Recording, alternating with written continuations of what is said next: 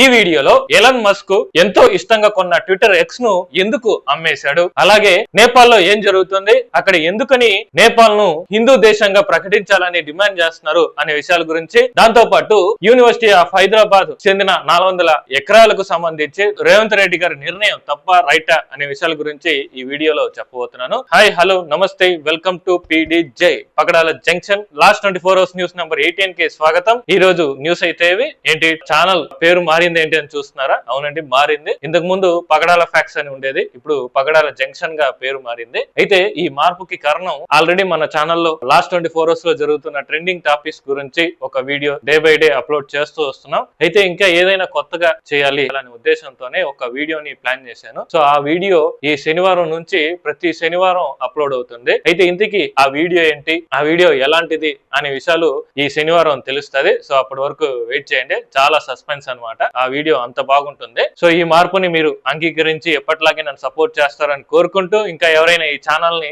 Subscribe చేయకపోతే subscribe చేయండి, like చేయకపోతే లైక్ చేయండి, అలాగే ఈ వీడియో ఎలా అనిపించిందో తప్పకుండా కామెంట్ చేయండి. ఇంకా లైక్ చేయకుండా వీడియోలోకి వెళ్ళి ఎన్నో ఆశలతో హీరోయిన్ అయిపోతామని చెప్పి వచ్చిన మోనాలిసాకి షాక్ తగిలింది అనమాట. కుంభమేళాలో ఈవిడ ఏ విధంగా ఫేమస్ అయిందో, ఏ విధంగా ఫేమస్ చేశారో మీకు అందరికీ తెలిసిందే. ఈమెను చూసిన సనోజ్ మిశ్రా అనే డైరెక్టర్ ఛాన్సులు ఇస్తానని చెప్పి ఆమెని ఆ ఊరు నుంచి తీసుకెళ్లాడు అనమాట. అప్పటి నుంచి తిప్పుతూనే ఉన్నాడు, ఆ ప్రమోషన్లు ఈ ప్రమోషన్లు అన్ని తిప్పుతున్నాడు, కానీ సినిమా చేసింది ఎక్కడా లేదు. సో అయితే ఇప్పుడు ఆ సనోజ్ మిశ్రాను పోలీసులు అత్యాచారం కేసు కింద అరెస్ట్ చేశారనమాట. తనను లైంగికంగా వేధించాడు, పైగా వీడియోలు తీసుకొని నన్ను బెదిరిస్తున్నాడు అని చెప్పి ఒక అమ్మాయి ఆయన మీద కంప్లైంట్ చేసింది. దీంతో పోలీసులు కేసు ఫైల్ చేసి ఆయన్ని అరెస్ట్ చేశారనమాట. సో ఈ విధంగా మోనాలిసా ఆశలకి మట్టి పడింది. సో ఇప్పుడు ఆమెని హీరోయిన్ చేసేది ఎవరు? Ghibli AI. గత 2 రోజులుగా ఈ గిబ్లీ AI ఏ విధంగా ఫేమస్ అవుతుందో అందరికీ తెలిసిందే. మనోళ్ళ వాడకం చూసి స్వయంగా ఈ ChatGPT ఓనర్ అయిన శామ్ ఆల్టానే చేతులెత్తి దండం పెట్టేశాడు అనమాట. గ్యాప్ ఏమనరా బాబు, ఎవర్రా మీరంతా ఇలా ఉన్నారేంట్రా నాయన, ఫ్రీగా వస్తుంది కదా అని చెప్పి ప్రతి ఒక్కరు ఇలా వాడుకొని గబ్బు పట్టేస్తున్నారు, మా స్టాఫ్ కు రెస్ట్ ఇవ్వండిరా బాబు అని చెప్పి ట్విట్టర్ ఎక్స్ లో ట్వీట్ చేసి వేడుకున్నాడు అనమాట. ఆ విధంగా మనోళ్ళ వాడకం అయితే అలా ఉంది. అయితే దీనివల్ల ప్రమాదం అయితే ఉందని చెప్పి సైబర్ నిపుణులు తెలియజేస్తున్నారు.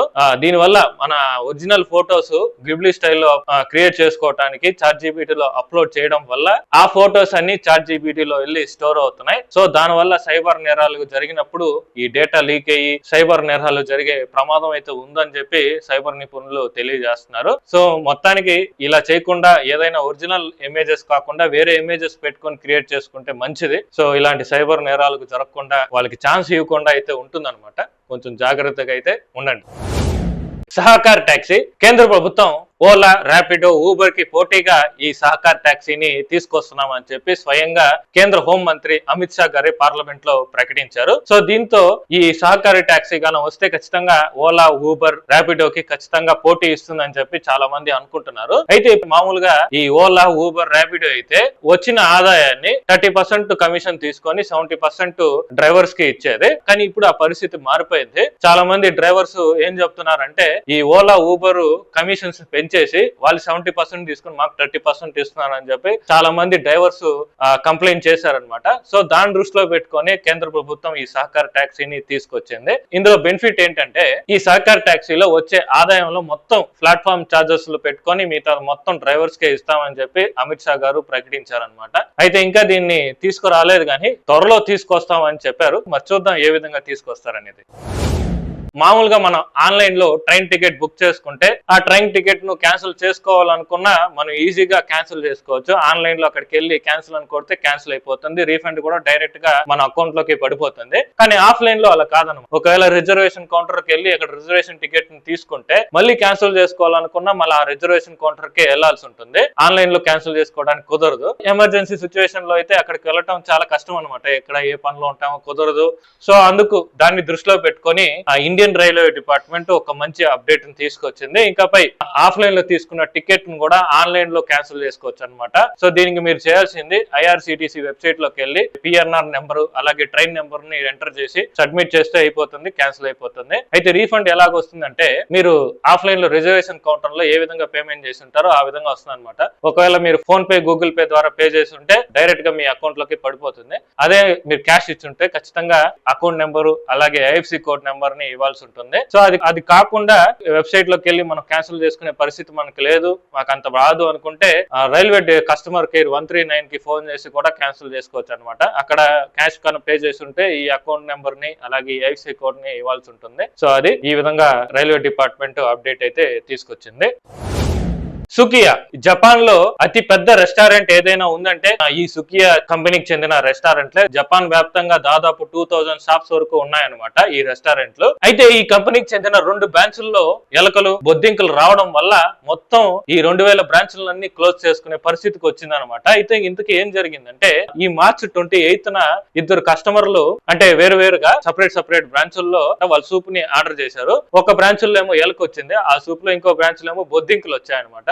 సో దీంతో కస్టమర్స్ వాళ్ళు గొడవ చేయటం, సో దాన్ని వాళ్ళు సోషల్ మీడియాలో పెట్టడం వల్ల అది బాగా వైరల్ అయిపోయింది. అది వైరల్ అవడంతో ఆ కంపెనీకి చెందిన షేర్స్ అన్ని కొలాప్స్ అయిపోయింది. సో దీనికి వాళ్ళ తర్వాత సుకియా కంపెనీ వాళ్ళు కస్టమర్స్ కి సారీ చెప్పి టెంపరీగా ఈ షాప్స్ అన్ని క్లోజ్ చేసి క్లీన్ చేసిన తర్వాత తిరిగి ఓపెన్ చేస్తామని చెప్పి హామీ ఇచ్చారనమాట. సో ఆ విధంగా ఎలకల బొద్దింకల వల్ల కంపెనీ నష్టపోయింది. అమెరికాకు చెందిన నాసా ఒక స్నేక్ రోబోట్ ని తయారు చేసింది. ఈ స్నేక్ రోబోట్ ని ఎందుకు తయారు చేసిందంటే స్పేస్ లో ఎక్కడో మూలాలో ఉన్న శని గ్రహానికి ఎన్సిరేడిస్ అనే ఉపగ్రహం ఉంది. సో అక్కడ సూర్యకిరణాలు చాలా తక్కువగా పడతాయి అనమాట. సో దీంతో అక్కడ మంచు ఎక్కువగా ఉంటుంది. అక్కడ రీసెర్చ్ చేయడానికి ఈ స్నేక్ రోబోట్ ని తయారు చేసింది. మామూలుగా అక్కడికి మనుషులు వెళ్ళలేరు కాబట్టి ఈ స్నేక్ రోబోట్ ని పంపించాలని చెప్పి ప్లాన్ చేస్తున్నారు. ప్రస్తుతానికి అయితే దానికి ట్రైనింగ్ ఇస్తున్నారు అనమాట. అక్కడెక్కడ ఎలా వెళ్ళాలి, ఎలా ఏం చేయాలని చెప్పి ఇక్కడ ట్రైనింగ్ అయితే ఇస్తున్నారు. సో ఇది ట్రైనింగ్ అని పూర్తయితే ఈ స్నేక్ రోబోట్ ని శని గ్రహానికి పంపిస్తామని చెప్పి నాసా తెలియజేసింది. మరి చూద్దాం అక్కడికి వెళ్ళిన తర్వాత ఆ స్నేక్ రోబోట్ ని శని కన్నా పట్టుకున్నా ఉంటాడో లేదో చూడాలి. నేపాల్లో ఏం జరుగుతుంది, అక్కడ ఎందుకని ప్రజలు నేపాల్ ను హిందూ దేశంగా ప్రకటించాలని డిమాండ్ చేస్తున్నారు? దీనికి కారణం నేపాల్లో 2007 వరకు అధికారికంగా హిందూ రాజ్యంగా ఉండేది. పైగా అప్పటి వరకు రాజుల పరిపాలనలో నడిచేదన్నమాట నేపాల్. కానీ 2008 తర్వాత ఈ రాజశక్తిని రద్దు చేసి ప్రజాస్వామ్య దేశంగా నేపాల్ ను ప్రకటించారు అప్పుడు వచ్చిన ప్రభుత్వం. సో దీంతో ప్రజల్లో చాలా అసంతృప్తి అయితే నెలకొంది. ఆ తర్వాత ప్రతిసారి ప్రభుత్వాలు మారిపోవటం, నేపాల్ ఆర్థిక వ్యవస్థ బలహీనపడటం, ఇలా 11 సార్లు జరిగిందనమాట. పైగా అధికారంలోకి వస్తున్న నాయకులంతా అవినీతి చేయటం వల్ల మళ్ళీ నేపాల్ ఆర్థికంగా చాలా దెబ్బతినింది. సో దీంతో ఇప్పుడు దివాలా తీర్చే పరిస్థితికి వచ్చింది అనమాట. దీంతో నేపాల్ ప్రజలు ప్రజాస్వామ్య వ్యవస్థను రద్దు చేసి హిందూ దేశంగా ప్రకటించాలని చెప్పి డిమాండ్ చేస్తున్నారు. సో దీనికి హీరోయిన్ మనీషా కొయిరాలా కూడా సపోర్ట్ చేశారు, ఎందుకంటే ఆమెది నేపాల్ కాబట్టి. మరి చూద్దాం ప్రభుత్వం ఏదైనా నేపాల్ ను హిందూ రాజ్యంగా ప్రకటిస్తుందా లేక ప్రజాస్వామ్యంగా దేశంగానే అలాగే ఉంచుతుందా లేదా అనేది చూడాలి. 2022లో ఎంతో ఇష్టంగా దాదాపు 44 బిలియన్లు పెట్టి ట్విట్టర్ ఎక్స్ ను కొన్న ఎలన్ మస్క్ ఇప్పుడు ఆ ట్విట్టర్ ఎక్స్ ని అమ్మేశాడు అనమాట. ఇలా అమ్మేయడంతో చాలా మంది షాక్ అయిపోయారు. అయితే నిజానికి ఆయన ఎవరికి అమ్మాడు, ఎందుకు అమ్మాడు అని తెలిసే షాక్ అవుతారు. ఈ ట్విట్టర్ ఎక్స్ ను అమ్మింది ఎవరో బయట వ్యక్తికో లేకపోతే ఇంకేదో కంపెనీకో కాదు, ఆయన సొంత స్టార్ట్అప్ కంపెనీ అయిన XAIకే అమ్ముకున్నాడు అనమాట. యుఎస్ రూల్ ప్రకారం ఏదైనా కంపెనీ వాల్యూ పెరుగుతూనే కొందరికి ట్యాక్స్ కూడా పెరుగుతూ వస్తుంది. అదే కంపెనీని తక్కువ రేటుగా వేరే కంపెనీకి అమ్మేస్తే అప్పుడు ట్యాక్స్ రేటుని చాలా తగ్గిపోతాయి అనమాట. సో దాన్ని మినహాయించుకునేందుకు దాన్ని ట్యాక్స్ ని ఎగ్గొట్టడానికి ఎలన్ మస్క్ ఈ విధంగా చేశాడనమాట. హైదరాబాద్ యూనివర్సిటీలో ఏం జరుగుతుంది, అక్కడ ఎందుకు 400 ఎకరాల గురించి అక్కడ గొడవ చేస్తున్నారు? దీనికి గల కారణం ఆ 400 ఎకరాలు అంతా యూనివర్సిటీ ఆఫ్ హైదరాబాద్ కు చెందిన భూములని అక్కడ విద్యార్థులు అలాగే పర్యావరణ కార్యకర్తలు చెప్తున్నారు. పైగా అక్కడ అక్రమంగా పనులు చేస్తున్నారు, దాన్ని వెంటనే ఆపాలని విద్యార్థులు గాని పర్యావరణ కార్యకర్తలు గాని చెప్పి అక్కడ చాలా రోజుల నుంచి పోరాటం అయితే చేస్తున్నారు. ఆ 400 ఎకరాలు మొత్తం అటవీ ప్రాంతం. అక్కడ ఎన్నో జీవరాశులు, జింకలు, నెమళ్ళు, పైగా అంతరించిపోతున్న చెట్లు కూడా అక్కడ ఉన్నాయి. సో దీన్ని దృష్టిలో పెట్టుకొని ఇక్కడ ఈ పనులన్నీ ఆపాలని చెప్పి విద్యార్థులు డిమాండ్ చేస్తే, కానీ రేవంత్ రెడ్డి గారు అసెంబ్లీలో అక్కడ ఏమీ లేదు, ఏదో గుంట నక్కలు మాత్రమే ఉన్నాయి, ఆ గుంట నక్కల్ని నివారించి ఒక లేఅవుట్ ఐటీ పార్క్ ని సృష్టించి ఒక లేఅవుట్ గా చేయాలని చెప్పి ప్లాన్ అయితే చేశామని స్వయంగా రేవంత్ రెడ్డి గారు అసెంబ్లీలో ప్రకటించారనమాట. దీంతో స్టూడెంట్స్ ఇంకా గొడవ చేయడం స్టార్ట్ చేశారు. దీంతో పోలీసులందరూ వచ్చి దాన్ని వాళ్ళని నియంత్రించడం, వాళ్ళు తీసుకెళ్లి సో ఆ విధంగా చేస్తున్నారు. నిజానికి రేవంత్ రెడ్డి గారు చాలా తప్పు చేస్తున్నారు. అని అనిపిస్తుంది. ఎందుకంటే ఆ అడవి ప్రాంతం అనేది హైదరాబాద్ కి ఒక జీవనాడి. పైగా హైదరాబాద్ ఇంత చల్లగా ఉండటానికి కారణం కూడా ఆ అటవీ ప్రాంతం కారణం కావచ్చు. ఇప్పుడు అన్ని దాన్ని క్లోజ్ చేసుకుంటూ వెళ్ళిపోతే రేపు మట్టి మశానం తప్పితే ఇంకేమీ మిగలవు అనమాట. ఇప్పుడు మయన్మార్ కు వచ్చిన సిచ్యువేషన్ మళ్ళీ మనకి వస్తుంది. డెవలప్మెంట్ జరగాలి, కానీ 400 ఎకరాలు జరగటం అవసరం అంటారా? అభివృద్ధి అవసరమే, కానీ మరీ పర్యావరణాన్ని పూర్తిగా నాశనం చేసి అభివృద్ధి అయితే అవసరం లేదని నేను అంటాను. మరి మీరేమంటారు? రేవంత్ రెడ్డి గారు చేసేది రైటా రాంగా అనేది కామెంట్ చేయండి. సో అది వీడియో నచ్చితే ఒక లైక్ చేయండి. ఇలాంటి లాస్ట్ 24 అవర్స్ ట్రెండింగ్ టాపిక్స్ మీ దాకా రావాలంటే మీరు చేయాల్సింది ఒకటే, ఛానల్ సబ్స్క్రైబ్ చేయండి, లైక్ చేయండి, కామెంట్ చేయండి. మరిన్ని ఇన్ఫర్మేటివ్ వీడియోస్ తో మళ్ళీ కలుద్దాం.